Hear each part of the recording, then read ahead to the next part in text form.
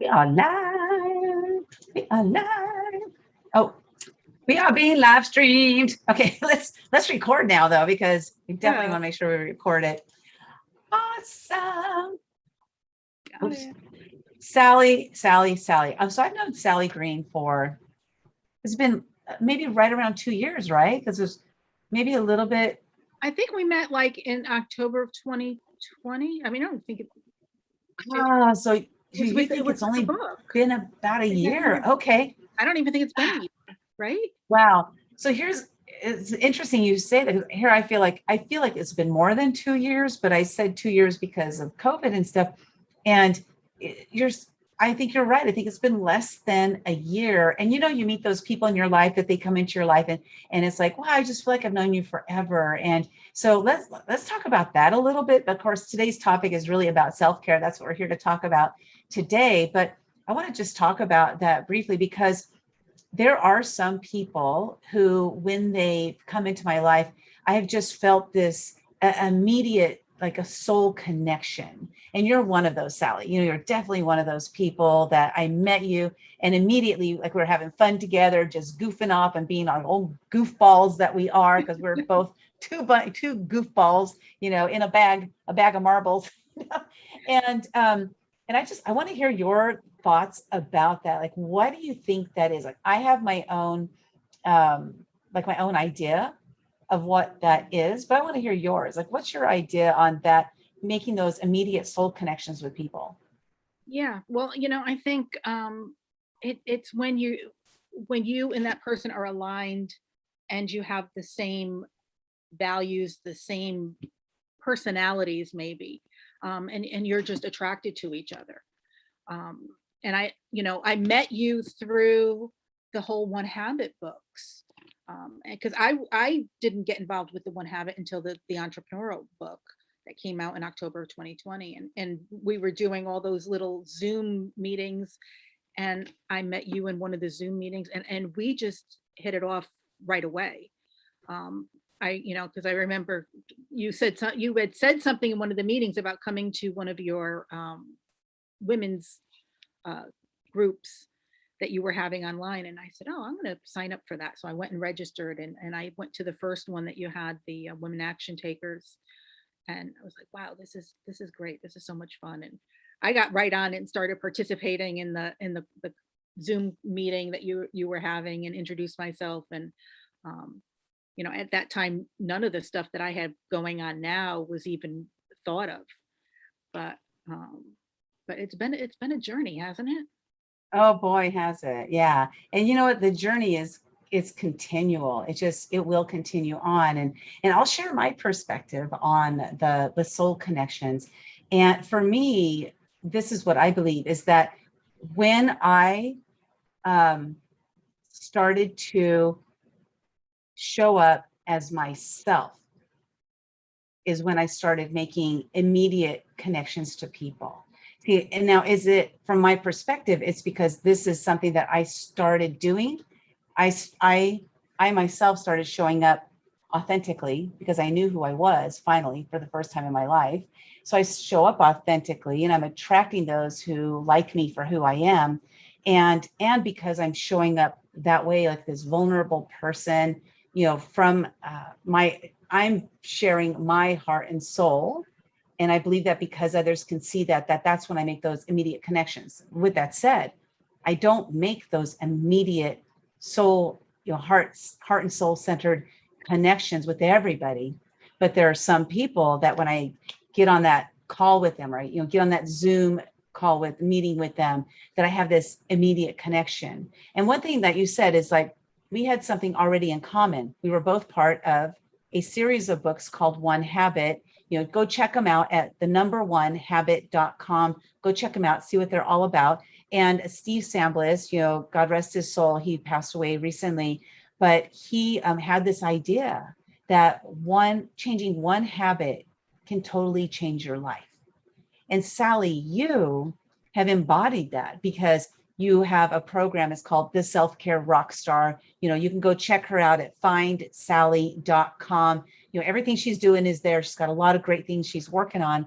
But the Self-Care Rockstar, this one habit, like we were talking earlier before we got started here, I was saying, oh my God, I bite my nails. I've been biting my nails since I was a kid. And, and I figured out a way to stop biting my nails, but then I started biting my nails again. So we're talking about, habits. And it's interesting that the conversation is going here because this was not planned at all. But I would love for you to share with us, like, how did you become the self-care rock star? What does that mean? And, how can somebody sitting out there who is maybe not happy with their life, how can they take that first step? Like, what would be a first step that you would recommend they take to have self-care so that they can live the life that they truly want to live?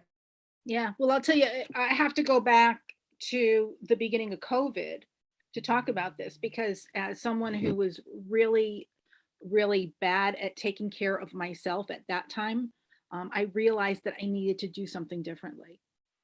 And so I started on this journey, and it was just a decision that I made. And originally, it was just I started eating healthier because I was feeling lousy. And I was like, you know what, I got to get healthy for myself. So I just started eating, took away all the junk food, um, stopped going to the fast food restaurants, which was easy because it was COVID and we couldn't go anyway. But I started implementing like different recipes and stuff, and that was the first habit that I implemented was shifting our meals around in our family and saying, how can I make these things that I create on a regular basis more healthy? So we started eating like turkey tacos instead of the beef tacos, and we added the sour cream that was the light sour cream, and we bought the salad dressings that were the reduced fat. So it was learning how to shop differently too.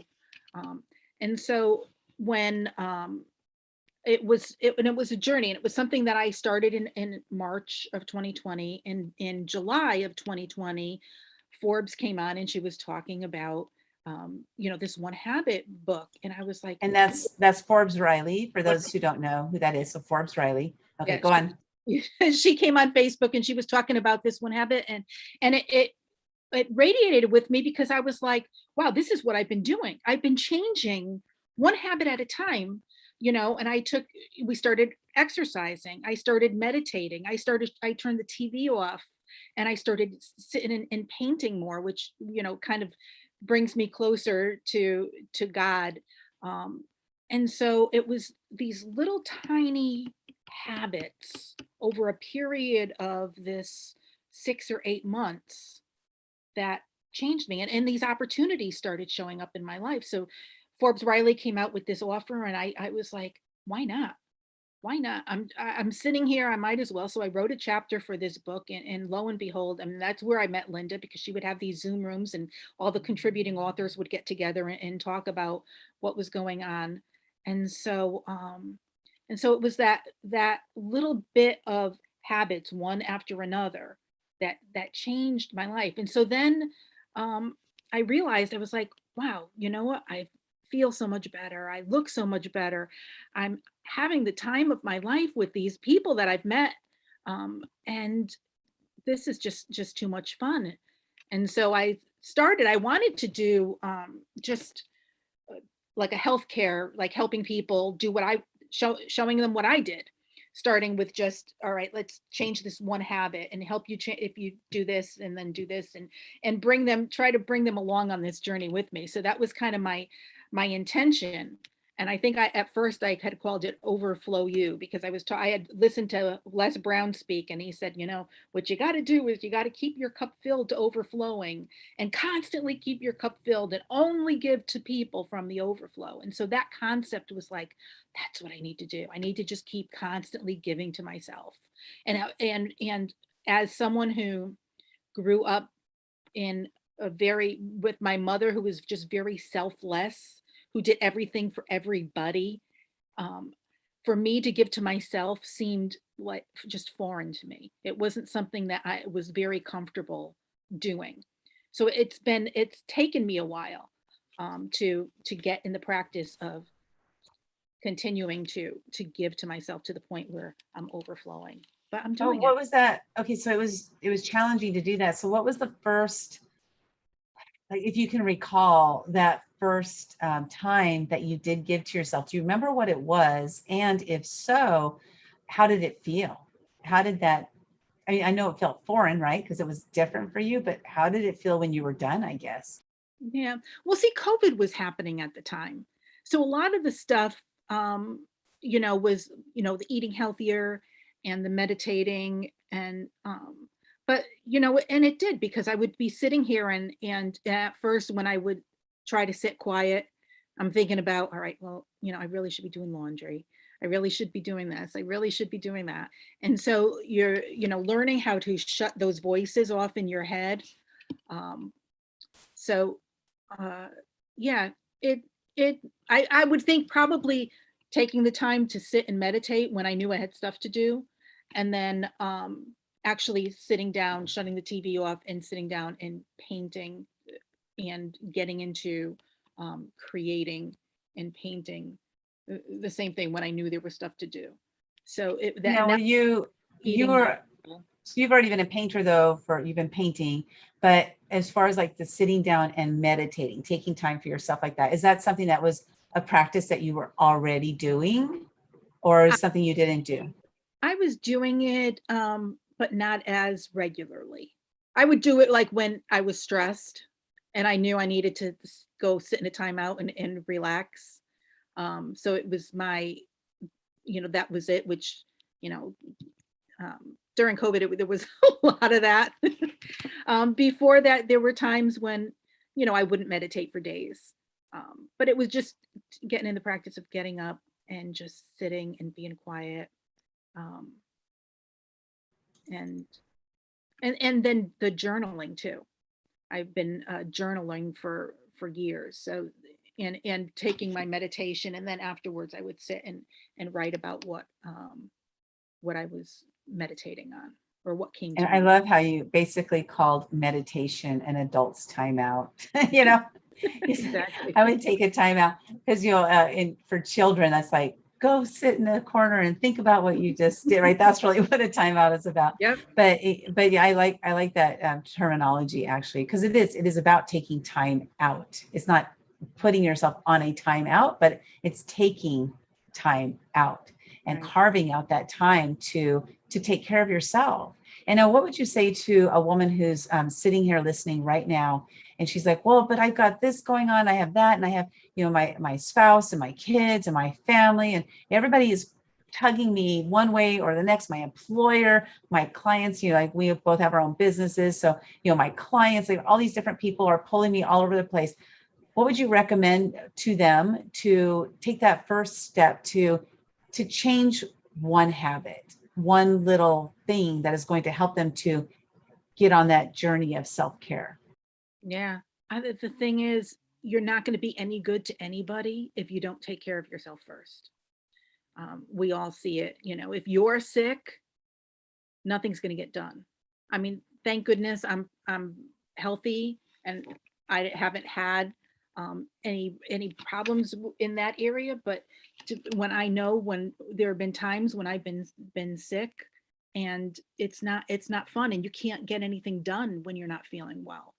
Um, so you're not going to be any good to your family. You're not going to be any good to your clients or your employer if you're sick. So it's really important that you just stop and relax and take the time to do something that you're going to enjoy doing.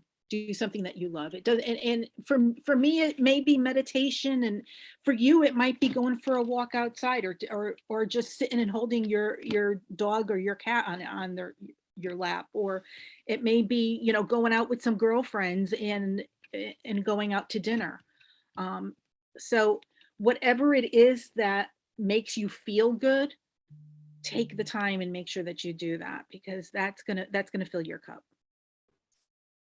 That's so good. Yeah, just a lot of that is like what awareness of what makes you feel good.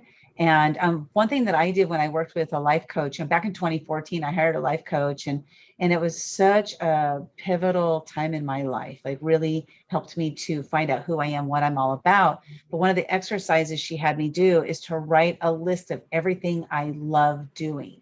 And just like you mentioned, like petting the dog, I love petting my dogs. I love getting Mason and just holding him. He's like a cuddle bug, and that is something that sometimes I will just, go sit down and get him and just pet him, because it calms me down.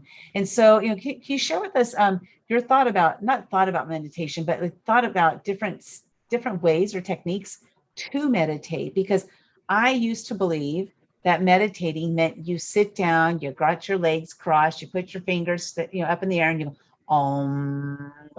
That's what I thought meditation was until I was explained that there are different ways to do it. So I'd love to hear, like, what's a technique that you use for meditation? Well, I'll tell you, there's this book called The Master Key System that I have been a fan of, and I have been teaching for a number of years.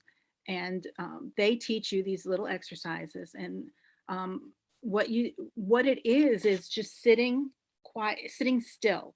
So what you would do is you would sit in your chair, you would get in a comfortable position, and you would hold, kind of like when you played freeze tag as a kid, when you would just freeze. I mean, you don't stop breathing, but you just sit there and you just, you close your eyes and you just sit there and don't move, and try and do it for 15 minutes. Set a timer and just sit there and don't move. And so that's how it starts. And then you do that for a week. And then the next week, during that time, you start, imagining yourself relaxing. And then the next week you imagine yourself being in your happy place, and then the next week you before you sit down, you look at a photograph of somebody you love, and then you close your eyes and you picture that photograph in your mind for, for the 15 minutes. And then the next week, so it builds on, every week it builds on the next week, until at the end, you're sitting there and you're planning your day. You're planning what you want to happen in your life. And you're using your imagination to do that. And it's just so easy to do. I mean, it's really hard at the beginning, because being still is really hard. I mean, if you've never tried it, I mean, just try doing it.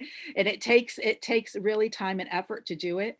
But once you do it, and then you're building so we lose that imagination as adults at somewhere along I mean, our kids do it.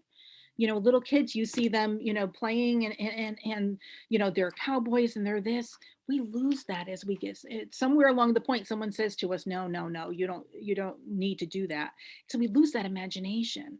And I think, and that's one of the things in the whole Think and Grow Rich, is building that imagination back up. And that's what these exercises do. And so I love doing that. And that's what my meditation has been. It's been sitting quietly and imagining, okay, this is what I would like to have happened in my life. This is what is going to happen in my life, and making that happen. That's awesome. That's so good. Such great advice, because I'm an analytical thinker. I'm creative, but I'm also very analytical.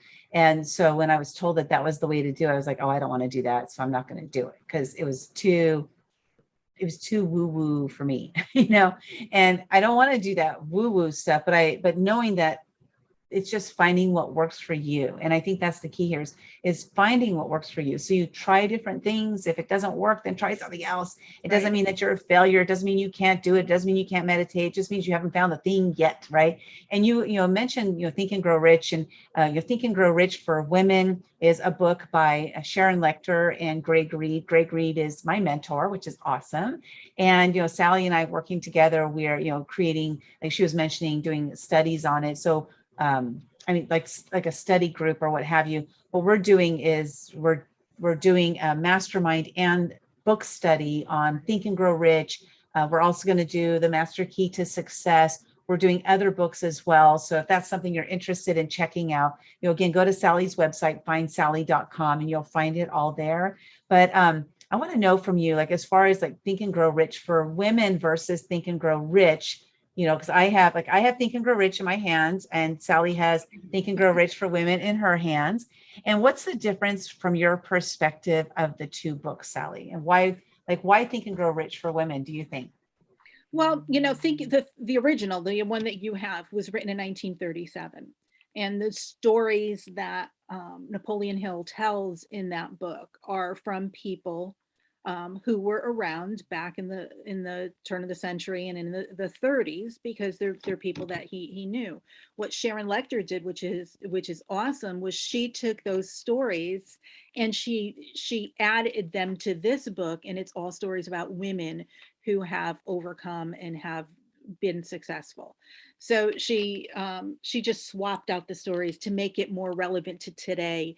And so we're reading the stories of Oprah Winfrey and all these great women who have come before us and paved the way for us, um, in the Think and Grow Rich style. So it's really fun. It's more relevant to today. I've been studying the original Think and Grow Rich now for I want to say almost 2 years. We did it during COVID with a group of mine, and then we were redoing, and I think we're already on chapter 8 or 9. Um, so this is gonna be a fun project to do together. So um, I really enjoy the Think and Grow Rich for Women, and the stories of women who have conquered and who have been in, I mean, as we say, invincible, and who claim to be that. So Yeah, yeah. And it's interesting for me because I started reading Think and Grow Rich when I was probably about 16. My dad had that book. I opened it up. I probably got to page 3 or 4 and was like, oh God, this is boring, you know? And so I tried it again, probably about age 30 something.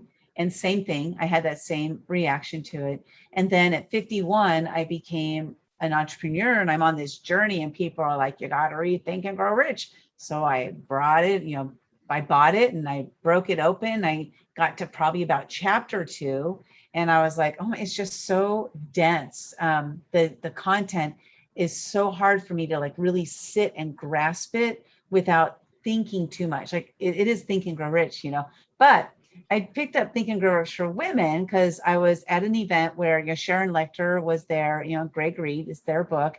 And I was at this event and Sharon was, selling her book, Think and Grow Rich for Women. So I bought it because I wanted an autographed copy of it. I literally read through the entire book in 2 days, which is not recommended that you read through it that fast.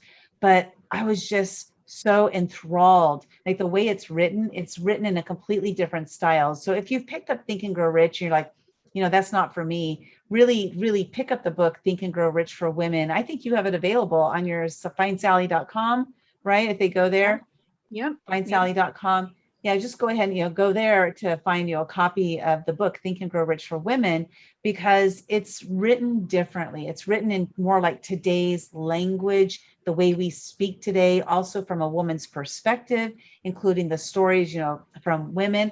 And so it's the same message. It's just told in a different way. And for me, like that made all the difference. So now I've read Think and Grow Rich, the original, I think 2 or 3 times now since I read Think and Grow Rich for Women.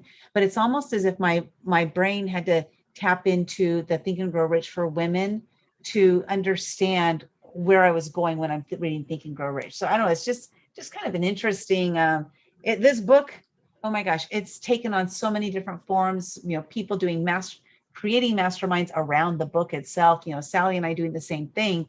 And it's just great to take a journey like this. So Sally, like, what do you see as like next? What's next for Sally? Do you know? Find Sally somewhere. Where is she going to be?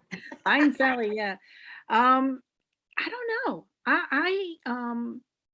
I've been we're doing the mastermind. I'd love to someday write my own book. That's on my vision board. Also, I'm helping people create courses, online courses. I've always been a teacher at heart, and so if I can help teach, so my goal now is to open my own online school and start teaching all kinds of different things on either self-care or life in general. I've written a couple Bible studies, so I'm probably going to put those up there. I have a Bible study on the book of Ruth and another one on the book of Esther. And yeah, so who knows where it's going? I'm just having some fun, and you know, God knows where I'm going, and I'm just like, all right, what's my next step? Where do I go? And just, you know, it's scary. It's scary to do that, but you just got sometimes you just got to step out in faith.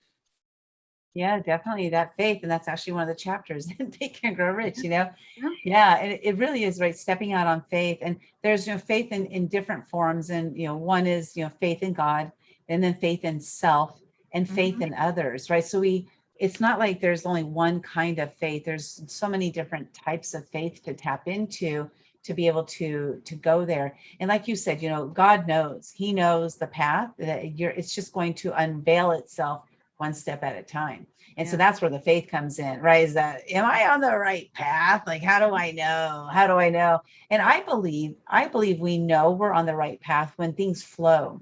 Because when we hit resistance, it means that we're going against something. And so when things are flowing and things are just running naturally and they feel sometimes scary because it's flowing. Because a lot of us that I know, people grew up in volatile, abusive environments. And so resistance was the norm. So when things start to flow, it can be scary because why are things going my way? Why are things happening for me? Why are things good? It's like Right. a lot of doubt starts to show itself. And that's when we have to really tap into our faith. Now, in the book, Invisible No More, Invincible Forevermore, which you're one of the contributors to that book, that's a book I put together. Why don't you just share a little bit about your story? Because it really is a story that a lot of people experience. And I'd love for you to share like how you got to doing what you are today, like how you made it through that. Because your story comes from, a lot of bullying that happened when you were younger. So why don't you share that part of your story and then how you got through that to what you're like today? Well, it's funny because since I've published that, I've had people reaching out to me saying, I was bullied and I never told anybody. I was bullied in high school and nobody knows about it. Um, and I've just haven't even said anything, but you know, and these are people who are successful in businesses and it's successful in what they're doing. And they're reaching out and saying, yeah, you know, that happened to me too. And so, you know, what the story that I told isn't something that's foreign to people. It's something that's pretty common. But so my story starts when I was in seventh grade and I was bullied by a bunch of kids in school and they were pushing me into the lockers and um, it was just it was just mean, you know, and it was actually it was a whole group of kids that were just mean at that time. But you know, we were all going through adolescence. We were all going through stuff that at home and whatever.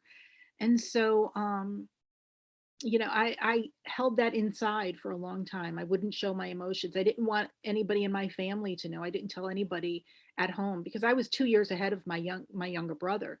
So they were still in elementary school and I was in the middle school. So and then by the time they even got there, I was out. So nobody in my family ever knew what was happening. And one of the guidance counselors called me in and one day because I broke down and she's like, I'm going to call your mother. And I'm like, no, you're not. No, because I didn't want them to know. And so uh, I, I used that throughout my life because I think that made me stronger. You know, as I got, you know, you talked about being your authentic self. And as after I got out of high school, I was like, you know what, screw them. I'm gonna just be me. I'm not gonna try to pretend to be somebody just to make people like me because they're all idiots anyway. And so I mean I had it in my head that I was just gonna be whoever I was and you know, and if that hadn't happened to me, I may have been somebody totally different. I may not have. So the things that happen to us, you know, change us. And you know, I've often talked about bullying, and I see all these programs and people saying, you know, stop you know, for the bully to stop bullying the person. And I'm saying, no, we need more programs for the person to become more resilient, to teach these people, these young kids, how to overcome it, how to say screw you, I'm going to do it my way, and I'm going to be better than what you guys are saying, and I'm going to go out there and I'm going to do something, and go out and do it. So it's that being resilient, and overcoming that, and getting that, and getting that into the minds of these kids who are being bullied, instead of telling the bullies not to do it, because we're going to be bullied our whole lives. It's not just in school. We might get it from family members, we might get it from our boss, we might get it from our kids, whatever it is. And if we're just going to sit there and whimper, we got to learn how to stand up for ourselves, and we got to learn how to be resilient and overcome it and say, all right, you know what, you can say that about me, but that's not the truth. And that's not what I believe. And I'm not going to just go about and do it my way, and do it the way I've been doing it, because this is what I want to do. And this is what I love to do. So, Yeah. Oh my gosh. And what's interesting about that is the bullying has been around since the dawn of time, but it didn't have a word really as bullying. And now bullying is it's a topic, like you said, the bully, stop bullying. And also, like you mentioned there, is that, we will be bullied. It's because there are bullies out there, but it's really up to us as the receiver of the bullying. Like, what are we going to do with that? It doesn't mean we have to fight back, but sometimes fighting back is just like letting it bounce off of you. And that is a fight back, because if you're not letting it get to you, then maybe they'll stop bullying. yeah, So, yeah, oftentimes, and what's sad too is oftentimes the bully is getting bullied at home, and yeah, that's the life they're living. And so if we can come from a place of, and I know it's hard, but a place of compassion to find out what's going on in their household that is causing them to lash out on others. So like I myself, I grew up in a, volatile, abusive, alcoholic household, and that caused me, I was a bully. Now, I wasn't pushing people and stuff. Like I said things like my bullying was verbal, which to me is worse because, sticks and stones may break my bones, but words will never hurt me. Words can last forever, yeah, forever. I remember this one incident, and even though I was the bullier, I still remember the incident. I don't remember the girl's name, and I wish I did, because if I did, I would reach out to her and profusely apologize for my behavior. But I was in such pain at home. No excuse, but that's what was going on. I was yeah, in such pain, such misery. I hated life. I hated my life. I hated my family. Like there was hate was like seething throughout my entire body, and it came out as a forked tongue from my mouth. And I got really good at putting people down. But I also was great at putting myself down. So it didn't just stop with others. It also bled into me. And there was this one girl, I said something to her, and we all laughed, like we're all together, like me and my friends, and we're all laughing. And here she is just bawling her eyes out. And what do? We laugh at her for bawling her eyes out. And I look back and think like, wow, how horrible of a person I was. And I'm so grateful that I am no longer that person. And with that said, when I see a bully now, I can understand that there might be some pain that they're going through right now, and they need somebody who will listen to them. Maybe all they need is an ear. Maybe that's all they need. yeah, Who knows? Maybe I'm the person who's going to say something that's going to click in their brain, and they say, this is not acceptable behavior. I need to stop doing this. So that's what happened for me, is that there was somebody in my life that came in. I was like, whoa, this is unacceptable to be like this, Linda. And I changed. It didn't happen overnight, but it was a process. But so that those bullies, what are we going to do about it? Like you said, what are we going to do? You made a decision, Sally, right after high school, you made a decision. Congratulations on that, because you no longer let it affect you adversely. So what would you say to somebody sitting here again, listening right now, being like, I'm being bullied, by my family? What would you recommend they do?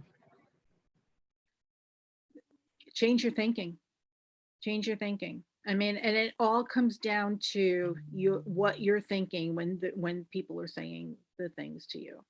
I mean, because I remember at 12 years old sitting there thinking, I'm going to grow up, I'm going to be better than all these people. And then that was my thinking as a 12-year-old. And that's, I kept saying that to myself every time someone would say, well, you know what, I'm going to be better than you. I'm going to be better than you. And I didn't say it out loud, but I said it in my head. Um, and so I think, and what got me through too was I going home and somebody had given me a Bible. And I think I talk about this and I would read the stories in the Bible, and that got me through. So it's doing things and thinking a different way to get yourself over whatever it is that people are saying or doing to you. That's good. Yeah, change your thinking, and it's not as simple as it sounds, of course. But one of the ways you've done that is, journaling, right? So you've done the journaling, reading the Bible. So these are some of the techniques that you use to change your thinking. And so let's talk about the self-care journal that you have, because that's a free gift that Sally has. You can go to findsally.com to get her self-care journal. So why don't you share with us, like, what is that all about? Well, the journal that I'm giving away is 7 days of writing prompts. So every week you sit down, and on Monday it might say, write about something you're grateful for. So every Monday you sit down and you write 2 or 3 things you're grateful for. On Tuesday it might say, do something else. So it's got 7 days of prompts for you to work on learning how to journal and getting through the week in doing different things. So yeah, when you sign up on my website, you sign up for my newsletter, you get a new weekly newsletter, and you get a welcome email, and it has the journal in there. So it's something that even as a young person, I mean, I would go home, and that's another thing I would do is I would go home and just write on a piece of paper, I hate these kids, I hate this. And they did this to me, they did that to me. And I would write down everything that they did. And then I would take the paper and I would crumble it up and rip it up in pieces and throw it away. And that act of releasing and getting it all out of me was so helpful. So yeah, That's something about awesome. having a pen in your hand and writing your things out is just so heartfelt. And that's awesome that you did that at such a young age, finding that's fantastic.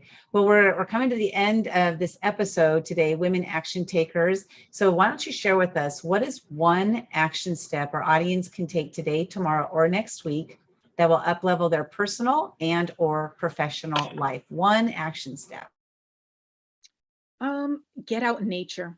That was the thing that got me, was just get outside, go do something, just step away from the TV, turn the television off, turn off social media, go outside and go for a walk. You'll just feel so much better. Or just go sit outside in your backyard, sit in the dirt. I don't know, just do something. Go play, make mud pies with your grandchildren, do something outside and have some fun with it, because something about being in nature just has that calming effect on you. And it's the first step in self-care. That's so good. The other day I stepped outside, and it's almost like I still have COVID brain, even though we're released technically. And I stepped outside and I was like, what is that?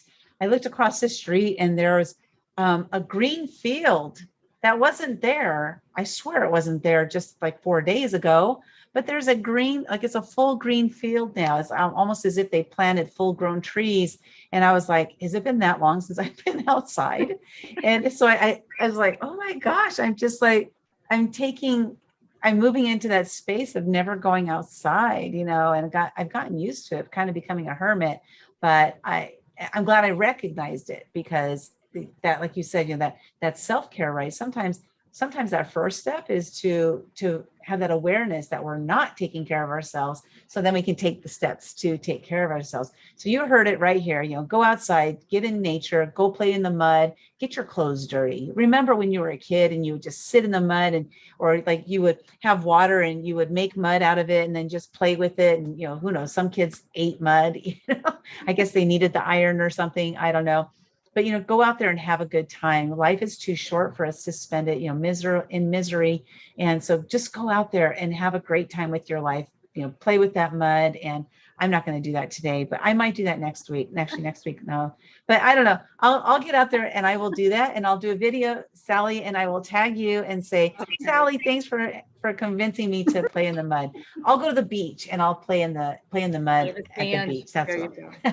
that's what I'll do. So everybody go out there, just spend, make sure you get out there and spend the rest of your life doing things that make you happy. If getting outside and going for a walk is one of those things, taking care of yourself. If you've always been like, I've always wanted to cook, but I'm not really sure how, go to YouTube and just YouTube it and find some, easy meals. I found some meals that take, 5 minutes to make. So just go out there and find something that's going to help you to get on that path of self-care. And we look forward to seeing you at the next episode, Women Action Takers. Sally Green, thanks so much for being here. And you can find her at Find Sally